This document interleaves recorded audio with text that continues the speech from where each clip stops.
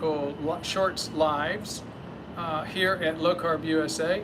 We were in the meetings, looked up, and guess who started walking down the hallway? Dr. Phillip Ovadia. Dr. Ovadia has appeared with us on a live in the past, what, 2 years ago? Probably. Long time. Time flies. And actually joined us at our Tampa event. Yep. Dr. Ovadia, I'm sure most of you will know him, but just in case you don't, he's a Ivy League trained thoracic and heart surgeon. And he's got a best-selling book called Stay Off of My Operating Table. And his point through the book is, you know what? We've all been taught the wrong things, like eat grains and eat the food pyramid. And guess what? That's putting people on my operating table. I'm trying to operate and save them, but it's too little, too late. So, Dr. Ovadia, I hope I didn't steal your thunder. We wanted to talk about saturated fats today. Yeah, let's talk about the big one. I think this is really the fundamental misunderstanding, we can charitably call it, manipulation of the science, lie. I think all of the above apply, but it really is at the basis of, you know, all these other things, because the drive away from saturated fat is what has led us to processed food, the grains, the sugar, the fake oils, the processed oils, the vegetable and seed oils, and clearly our health hasn't gotten better.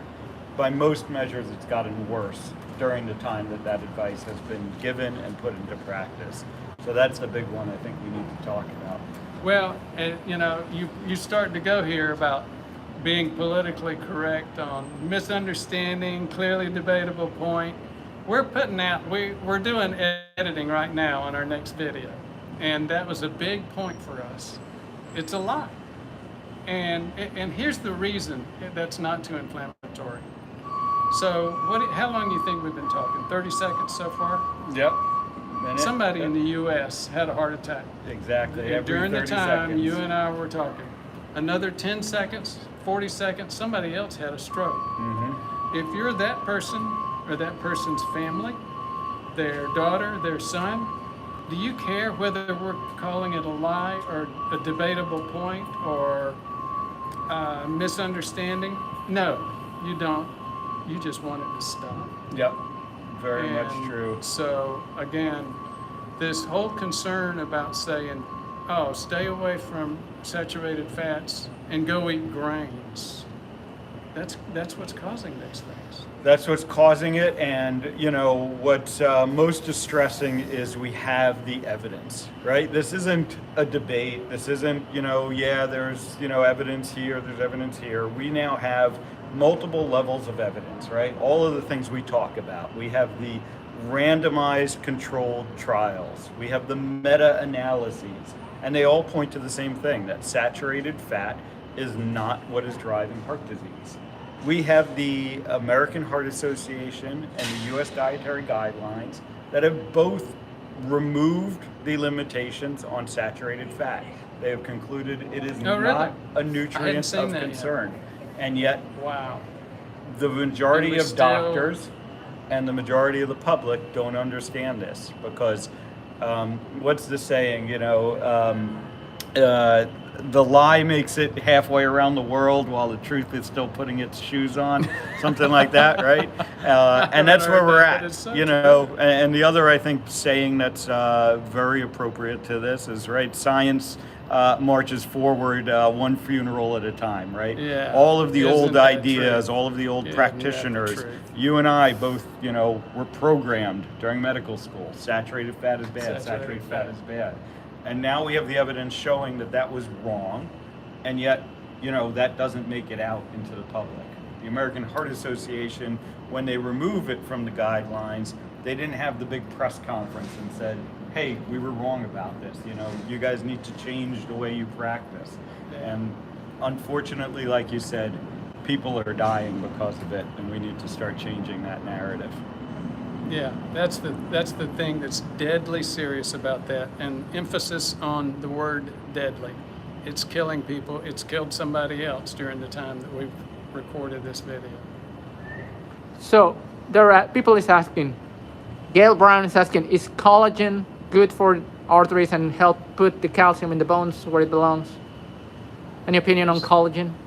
I don't have an, well, I do have an opinion that getting focused on collagen is not the right thing to focus on. I would not have my health, my arterial health dependent upon me eating collagen or drinking it. Yeah, I don't put it high on my list either. I think, maybe it helps with some things. I think if we want to give people one high level, important thing, it's going to be vitamin K2.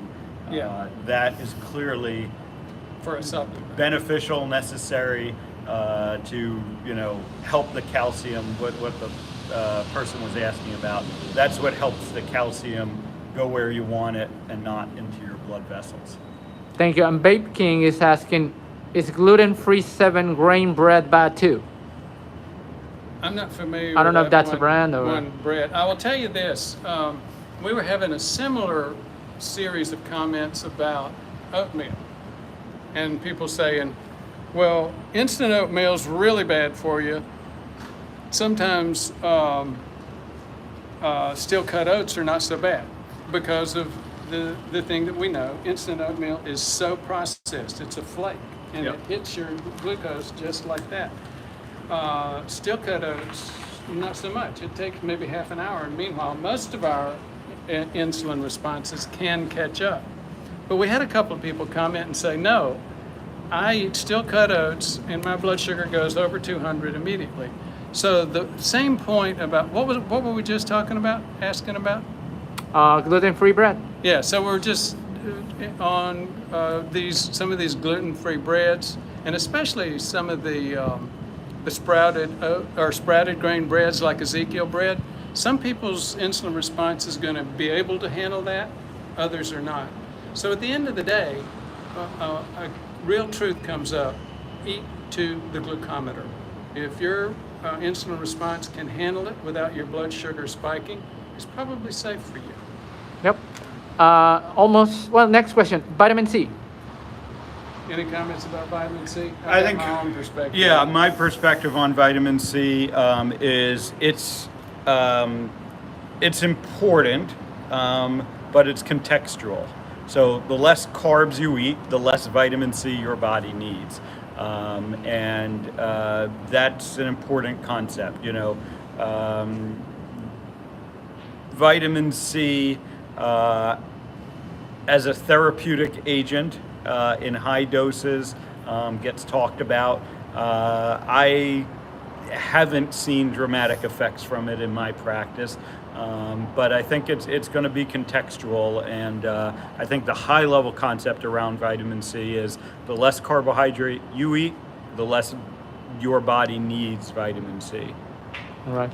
So from my perspective, I'm going to get a lot of haters for this comment. I was just dealing with another set of comments on videos saying, vitamin C, why didn't you mention vitamin C? It works.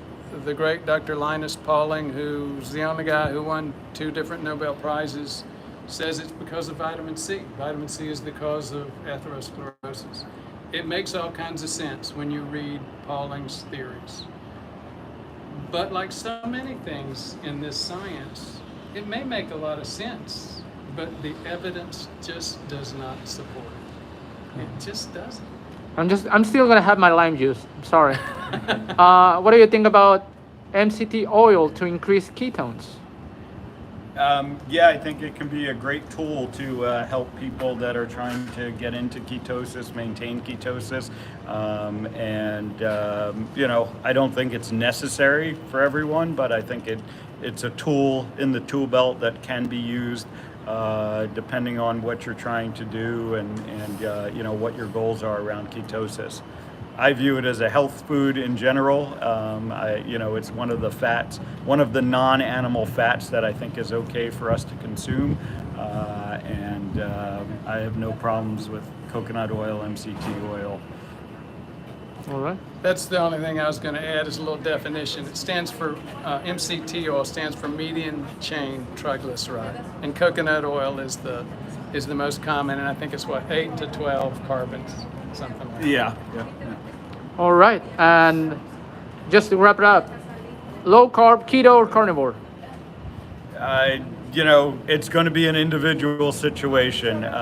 Personally, carnivore, but I don't think that's the right answer for everyone. I don't think it's a necessity for everyone.